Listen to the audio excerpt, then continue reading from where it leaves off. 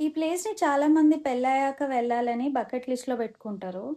కానీ నా ఒపీనియన్‌లో ఇది మ్యారీడ్ కపుల్స్‌కి మాత్రమే కాదు, ఫ్యామిలీతో అయినా ఎంజాయ్ చేయడానికి మంచి ప్లేస్. అదే అలిపి హౌస్ బోట్ స్టే.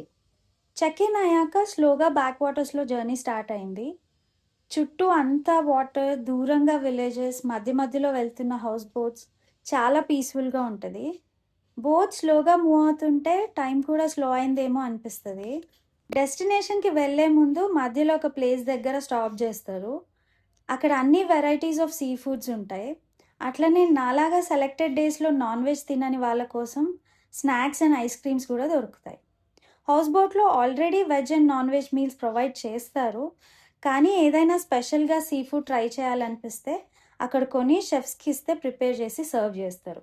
దానికి మాత్రం ఎక్స్‌ట్రా చార్జెస్ ఉంటాయి. అండ్ బోట్‌లో మీకు పెద్దగా స్నాక్స్ ఏమి ఉండవు. సో, ఇలా స్టాప్స్ దగ్గర కొనుక్కోవడం మంచిది. హౌస్ బోట్‌లో రూమ్స్ చాలా నీట్ అండ్ టైడీగా ఉంటాయి. సో, స్టే అంతా కంఫర్టబుల్‌గా ఉంటుంది.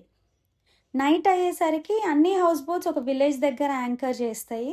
మనం కావాలంటే ఆ విలేజ్‌లో కొంచెం వాక్ చేయొచ్చు. బట్ షాపింగ్‌కి పెద్ద ఆప్షన్స్ ఏమి ఉండవు. నైట్ బోట్‌లో క్యాండిల్ లైట్ డిన్నర్ అరేంజ్ చేస్తారు with all the hit songs in the background. Food enjoy చేస్తూ సాంగ్స్ వింటూ జస్ట్ రిలాక్స్ అవ్వచ్చు. మార్నింగ్ మళ్ళీ రిటర్న్ జర్నీ స్టార్ట్ చేసి ఆన్ బోర్డ్ అయిన ప్లేస్‌లోనే డ్రాప్ చేస్తారు. నా ఈ ఎక్స్‌పీరియన్స్‌లో నచ్చిందేందంటే, ఒకసారి అన్ని రెస్పాన్సిబిలిటీస్‌ని పక్కన పెట్టి లైక్ జాబ్, కుకింగ్, క్లీనింగ్ ఏమీ ఆలోచించకుండా జస్ట్ రిలాక్స్ అవ్వడం. అదే బిగ్గెస్ట్ లగ్జరీ అనిపిచ్చింది.